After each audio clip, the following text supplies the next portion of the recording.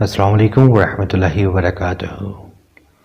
میں سید بصیر ظفر الدوی کے ساتھ ایک دفعہ پھر سے آپ کی خدمت میں حاضر۔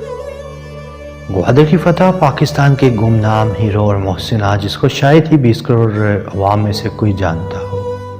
آج کون کون جانتا ہے کہ پاکستان کے لیے لازوال محبت اور احساس رکھنے والی ایک پاکستان کی عظیم خاتون جنہوں نے 4 عالمی طاقتوں سے قانونی جنگ لڑ کے پاکستان کو ایک عظیم عہدہ سونپا۔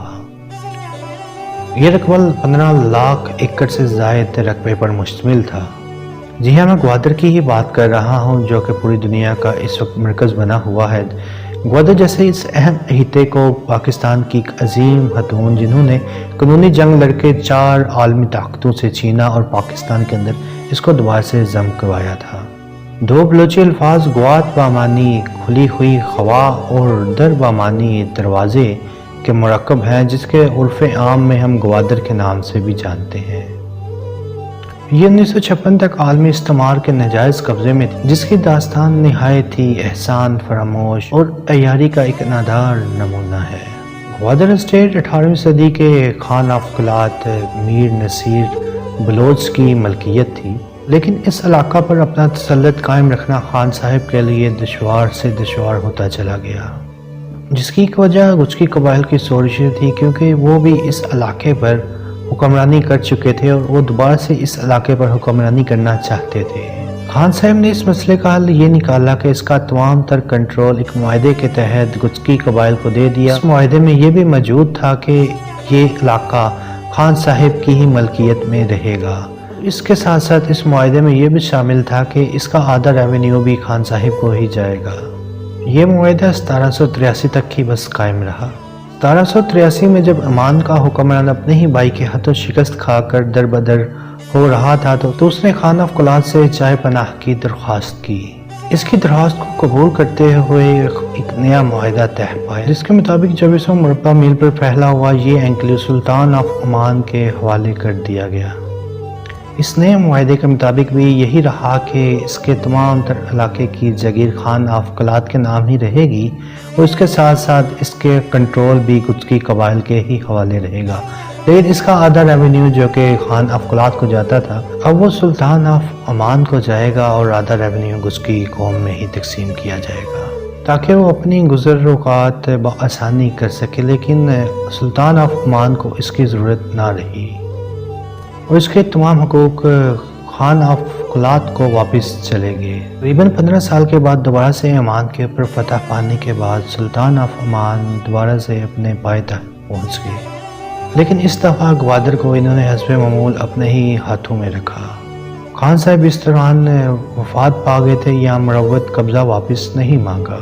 10 سال کے بعد جب سلطان آف عمان کی وفات ہوگی تو خان آف قلات کے ورثاء نے گوادر کو دوبارہ سے اپنے ہاتھوں میں لینے کے لیے حوالگی کا مطالبہ کیا۔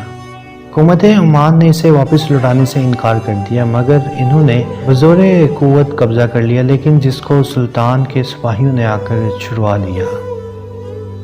اگلے 20 سال میں جب یہ چشمک زیادہ بڑھ گئی تو قبضے سے نپٹنے کے لیے برٹش کالونیل ایڈمنسٹریشن نے سلاسی کے بہانے مداخلت کی، لیکن انصاف کرانے کی بجائے اس وقت کے سلطان آف عمان سے کچھ اپنے لیے مراوت لے کر قلات خاندان کا دعویٰ یہ کہہ کر مسترد کر دیا کہ بعض دیگر یہ گواہیاں بھی آ رہی ہیں کہ یہ علاقہ سلطان آف عمان کی جگیر میں تھا۔ بہرحال حتمی فیصلہ تو کسی کے حق میں نہ ہوا۔ اس خدمت کے عوض برطانوی پولیٹیکل ایجنٹ نے سلطان آف عمان سے یہ ایگریمنٹ طے کیا کہ جب تک بھی گوادر کا ایک حتمی فیصلہ طے نہیں پاتا اس کا تمام تر کنٹرول برطانیہ کے پاس رہے گا اور حسب سابق عمان کو اس علاقے کا آدھا ریونیو دیا جائے گا۔ برطانیہ نے اس کے ساتھ ہی اپنی فوجیں گوادر کے اندر داخل کر دیں اور اس طرح برطانیہ کی فوج جو کہ 125 سال تک گوادر کے اوپر قابض رہی۔ کہ ہمیں پاکستان کے بعد جب اس وقت کے قلات خاندان کے خان صاحب نے اپنی تمام تر زمین پاکستان کے اندر ضم کر دی تو پاکستان نے اسٹاک ہولڈرز سے گوادر کا معاملہ اٹھایا مگر کوئی بھی سنوائی نہ ہو سکی۔ مگر جب پھر امریکی سروے کی کمپنی نے یہ بتایا کہ گوادر کا یہ علاقہ بڑے جہازوں کے لنگر ہونے کے لیے بہت ہی آئیڈیل ہے اور اس کے ساتھ ساتھ اس علاقہ سے لاکھوں ٹن کی سالانہ ایکسپورٹ کے ساتھ ساتھ سمندری خوراک بھی حاصل کی جا سکتی ہے، جس میں 35 اقسام کی مچھلیاں پائی جاتی ہیں۔ اس بات کی خبر جب ایران کو پہنچی تو انہوں نے اس کو چاہ بہار کے ساتھ ملانے کا فیصلہ کیا۔ ان دنوں میں ایران کا طوطی بولتا تھا، جس کے پیچھے CIA تھی، جو کہ صدر نکسن کے ذریعے برطانیہ پر مسلسل دباؤ ڈال رہی تھی، اور اس طرح گوادر کو شاہ ایران کے حوالے کر دیا گیا۔ 1956 میں جب ملک فیروز خان نون نے وزارت خارجہ سنبھالی تو ہر قیمت پر گوادر کو واگزار کرنے کا عہد کیا، اور بریک بینی سے تمام حقائق اور طرحی کاغذات کا جائزہ لینے کے بعد یہ مشن محترمہ کو سونپ دیا گیا۔ ان نازک حالات میں یہ پیکر خلاص خاتون ایک چیمپئن کی مانند سامنے آئی اور برطانیہ میں پاکستان کی لابنگ شروع کی۔ انہوں نے بھرپور ہوم ورک کیا تھا اور ہوم ورک کرنے کے بعد اپنا یہ کیس برطانوی حکومت کے سامنے رکھا تاکہ ہاؤس آف لارڈ سے منظوری لے کر گوادر کے اوپر دوبارہ سے قبضہ کیا جا سکے، کیونکہ اب کلات خاندان کی تمام تر جگیر پاکستان کی جگیر تھی، لہٰذا ان کی جگیر کے اس خطے پر بھی پاکستان کی جگیر تسلیم ہونی چاہیے تھی۔ نیز یہ کہ پاکستان وہ تمام تر جگیر منسوخ کر چکا ہے جو ریونیو شیئرنگ کی بنیاد پر یا معاوضے کی بنیاد پر برطانوی حکومت نے تقسیم کی تھی، اور اگر ہم اپنے قانون سے گوادر کی زمین منسوخ کر کے اور فوج کشی کے ساتھ وگزرا کر لیں تو کامن ویلتھ کا حصہ ہونے کی وجہ سے برطانوی حکومت ہمارے اوپر حملہ نہیں کر سکتی۔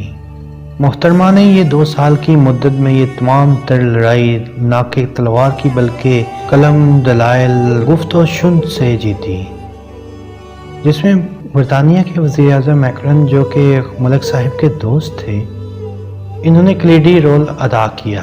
عمان کے سلطان سعید بن تیمور نے حامی تو پڑھ لی مگر سودے بازی کا عندیہ دیا۔ ملک صاحب جب وزیر اعظم بنے تو انہوں نے گوادر کے معاملے میں بھی ابھی نہیں تو کبھی نہیں کا نعرہ بلند کیا۔ 6 ماہ کے اعصاب شکن مذاکرات کے بعد عمان کے سلطان نے $3 ملین کے عوض پاکستان کے حوالے گوادر کا قبضہ کرنے پر رضامندی کا اظہار کیا۔ اس رقم کا بڑا حصہ پرنس کریم آغا خان نے بطور ڈونیشن کے طور پر دیا اور باقی کی تمام رقم حکومت پاکستان نے ادا کی۔ بعض جگہ پر تو یہ بھی لکھا آتا ہے کہ یہ تمام تر رقم ہائنز پرنس کریم خان صاحب نے ہی ادا کی تھی۔ اس سلسلہ میں ملک صاحب اپنی خود نشت سلسلہ حیات چشمے دید میں لکھتے ہیں کہ جہاں پر بھی ملک کی وقار اور حفاظت کا مسئلہ درپیش ہو وہاں پر قیمت نہیں دیکھی جاتی۔ ویسے بھی یہ تمام کی تمام تر رقم گوادر کی کل آمدنی کے بس کچھ ہی سالوں میں ریکور ہونے والی تھی، اور یوں 2 سال کی بھرپور جنگ کے بعد 8 ستمبر 1958 کو گوادر کا 2400 مربع میل سے زائد رقبہ پاکستان کی ملکیت میں شامل ہو گیا۔ 2002 کو جنرل پرویز مشرف صاحب نے گوادر پورٹ بنانے کا منصوبہ طے کیا، جو کہ مختلف مراحل سے گزرتا ہوا اب سی پیک کی شکل میں ہمارے سامنے موجود ہے، جو کہ روشن پاکستان کی نوید ہے۔ آج ہر کوئی تو گوادر پورٹ اور سی پیک کا کریڈٹ لینا چاہتا ہے، مگر کسی کو بھی اس محسن کا نام آج تک معلوم نہیں، جس نے دنیا کی 4 طاقتور اسٹیک ہولڈرز برطانیہ، CIA، ایران اور عمان کے ہاتھوں سے اس گوادر کو چھین کر دوبارہ سے پاکستان میں شامل کر دیا۔ مطالعہ پاکستان سے چننے والے لوگ اور پاکستان کے خلاف پیشن گوئیاں کرنے والے بابوں کو گوادر جیسے علاقے کو فتح کرنے والی ملک و قوم کی محسن محترمہ وقار النساء نون ہے، جو کہ پاکستان کے 7ویں وزیر اعظم ملک فیروز خان صاحب کی دوسری بیوی ہیں، جن کی اس کاوش کا اعتراف نہ کرنا احسان فراموشی سے کم نہ ہوگا، اور ان کو اس قوم سے متعارف کروانا سوائے بے حسی کے اور کچھ بھی نہیں۔ محترمہ کا سابقہ نام وکٹوریہ ریکھی تھا، آسٹریلیا میں پیدا ہوئی، تعلیم و تربیت برطانیہ میں ہوئی۔ ملک فیروز خان صاحب جب برطانیہ ملک ہند کے ہائی کمشنر تھے تب ملک صاحب کی ان سے ملاقات ہوئی۔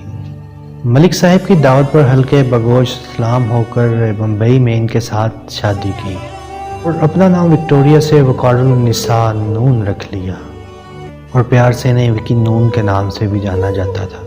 محترمہ نے تحریک پاکستان کو اجاگر کرنے کے لیے خواتین کے کئی دستے مرتب کیے اور سول نافرمانی تحریک کے تحت انگریزوں کے خلاف مظاہرے کیے اور اس کے ساتھ ساتھ جلوس منظم کرنے کی پیدائش میں 3 بار گرفتار بھی ہو چکی تھی۔ قیام پاکستان کے بعد انہوں نے لٹے پھٹے مہاجرین کی دیکھ بھال کے لیے بڑا متحرک کردار ادا کیا۔ خواتین ویلفیئر کی پہلی تنظیم افواہ میں بھی بانی ممبر کے طور پر یہ شامل تھیں۔ وقار النساء گرلز کالج راولپنڈی اور وقار النساء اسکول ڈھاکہ کی بنیاد بھی انہوں نے ہی رکھی۔ محترمہ وقار النساء نون طویل علت کے بعد 16 جنوری سن 2000 کو اپنے خالق حقیقی سے جا ملی۔ ایک عمرہ کرنے کے بعد انہوں نے ایک وصیت لکھی کہ مجھے غیر سمجھ کر چھوڑ نہ دینا بلکہ میری تدفین بھی مسلمانوں کی طرح ہی کرنا۔ محترمہ کی اولاد تو کوئی نہ تھی لیکن اب ان کی حقیقی اولاد وہی ہے جو کہ محترمہ کے نقش قدم پر چل کر اپنے ملک پاکستان کی خدمت ادا کر رہے ہیں۔ محترمہ کو گوادر فتح کرنے پر 1959 میں سرکار سے سب سے بڑا سول انعام جو کہ ستارہ امتیاز تھا وہ ملا، مگر ان کا اصل انعام وہ عزت ہے جو ہم پاکستانی ہونے کے اعتبار سے ان کو دے سکتے ہیں کہ خدا تعالیٰ کی ذات ہم سب کا حامی ناصر رہے۔ پاکستان زندہ باد۔